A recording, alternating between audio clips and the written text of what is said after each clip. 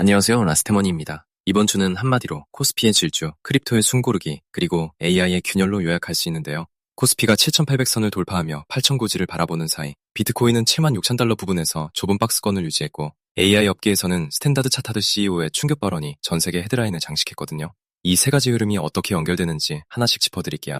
글로벌 증시 전반을 보면 미국과 이란 사이 협상이 진전됐다는 소식에 국제유가가 4% 넘게 급락했고 이게 증시에는 오히려 호재로 작용했어요. 다우존스는 22일 최고치를 경신했고 S&P 500 선물도 소폭 상승세를 이어갔는데요. 중동 지정학 리스크 완화가 에너지 비용 부담을 낮출 것이라는 기대감이 투자 심리를 끌어올린 거잖아요. 다만 호르무즈 해협 재개통 시점은 여전히 불확실하다는 점은 변수로 남아있어요.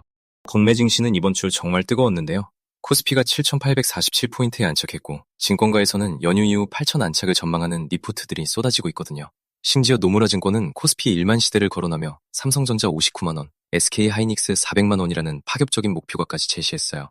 엔비디아 어닝 서프라이즈가 AI 버블 우려를 잠재우면서 국내 반도체주에도 강한 매수세가 유입된 결과인데요.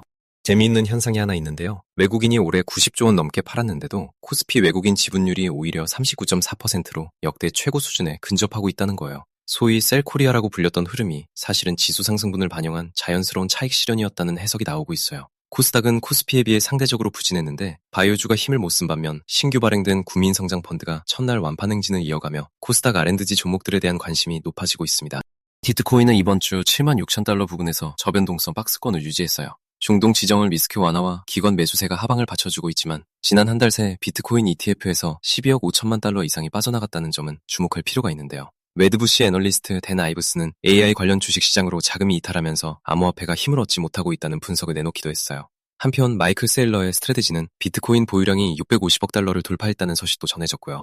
이더리움은 이번 주 분위기가 좋지 않았어요. 이더리움 재단 내부에서 리더십 논란과 연구자들의 이탈 우려가 확산되면서 가격 전망도 어두워졌는데요. 비탈릭 부테린이 직접 나서서 재단은 더 작은 배가 되어 ETH 매각을 줄이고 핵심 프로토콜 개발에 집중하겠다고 선언했어요.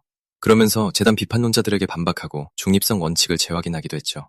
이 와중에 FTX 법무법인 페니케 앤드 웨스트는 피해자들에게 5,400만 달러를 지급하는 합의에 도달했다는 소식도 나왔는데 FTX 사태의 파장이 아직도 이어지고 있다는 걸 보여주는 거잖아요. 알트코인 중에서는 하이퍼리퀴드가 주간 28% 급등하며 FDV 기준으로 솔라나를 추월하는 대기록을 세웠어요. 완전 온체인 오더북 기반의 탈중앙화 파생상품 거래소라는 차별화된 포지셔닝이 시장에서 인정받고 있는 건데요. XRP는 1.37달러 부근에서 정지 흐름을 이어가고 있지만 제미나이 AI는 6주 내 2.5달러까지 상승 가능성을 제시하기도 했어요. 스테이블 코인 쪽에서는 스테이블 아래 EURR과 USDR이 멀티시그 해킹으로 디패깅되는 사고가 발생했는데 ECB도 EU 차원의 스테이블 코인 규제 완화의 경고를 보내며 긴장감이 높아지고 있습니다. AI 업계에서 가장 충격적인 발언이 나왔는데요. 스탠다드 차타드 CEO 빌 윈터스가 홍콩 투자 행사에서 가치가 낮은 인적 자본을 AI로 대체하겠다고 공개 발언해서 국제적인 논란을 일으켰거든요. 결국 은행 측이 공개 사과를 했지만 이 발언은 단순한 실언을 넘어 금융권 전반의 AI 전환 전략을 그대로 드러낸 것이라는 시각이 많아요.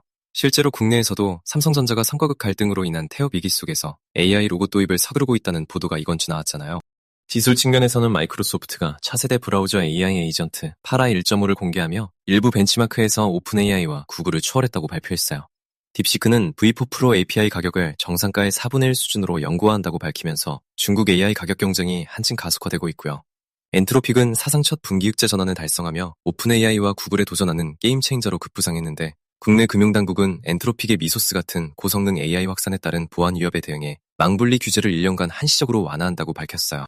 구글 딥마인드 CEO 데미스 허사비스는 진정한 AGI라면 아인슈타인 테스트를 통과해야 한다는 기준을 새롭게 제시했는데요. 기존 데이터를 조합하는 수준은 넘어 아인슈타인처럼 완전히 새로운 이론을 스스로 도출할 수 있어야 한다는 거예요.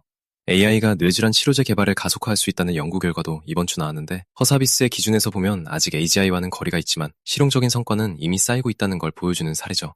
AI 보안 위협 관련해서는 영국 정부 AI 보안 연구소가 오픈 AI와 구글 출신 인재들을 중심으로 각국의 모델이 되고 있다는 소식도 전해졌어요. 국내 경제 이슈 중에서 청년층 관련 소식이 눈에 띄었어요. 정부가 연 19% 금리 효과를 제공하는 청년 적금을 다음 달 출시한다고 밝혔는데요. 월 50만 원을 3년간 납입하면 455만 원의 추가 이자를 받을 수 있는 구조거든요. 은행권에서 담보가 없다는 이유로 외면받던 청년 창업자들을 새마을금고 같은 지역금고가 살려내고 있다는 훈훈한 사례도 이번 주 보도됐어요. 반면 청년 실업 문제는 여전히 심각한데 영국에서도 젊은이들의 취업 준비 부족 논란이 이어지면서 글로벌 공통과제라는 걸 다시 확인시켜줬죠. 스타벅스 탱크데이 마케팅 논란은 불매운동으로 확산되면서 스타벅스와 제휴한 카드사들까지 긴장하게 만들고 있는데요. 정용진 신세계 회장이 직접 26일에 진상조사 결과를 발표하겠다고 나선 상황이에요. 포스코 인터내셔널은 미국 첫 히토류 영구자석 통합단지를 구축한다고 발표하며 현지 공급망 진출을 본격화했고요. 김용범 청와대 경제수석은 현재의 고금리, 고물가, 고환율 상고 현상을 위기의 전조가 아닌 한국경제 도약의 마찰음으로 봐야 한다는 시각을 제시하기도 했어요. 다음 주는 주요 경제지표 발표가 몰려 있어서 시장 변동성이 커질 수 있어요. 26일 화요일에는 미국 12인 소비자 신뢰지수가 나오고 28일 목요일에는 우리나라 금리 결정이 있는데요. 한국은행이 금리를 내릴지 동결할지가 코스피 방향에 직접 영향을 줄 수 있거든요.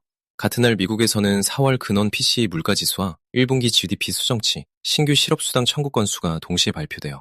이 세 가지가 모두 예상치를 웃돌면 연준의 금리 인하 기대가 후퇴하면서 글로벌 증시에 찬물을 끼얹을 수 있어요. 코스피는 연휴 이후 8천 안착을 시도할 가능성이 높다는 게 증권가의 중론인데요. 엔비디아 어닝 서프라이즈 효과와 이란 협상 타결 기대감, 그리고 국민성장펀드 흔인이 맞물리면서 상승 모멘텀이 살아있다는 시각이에요.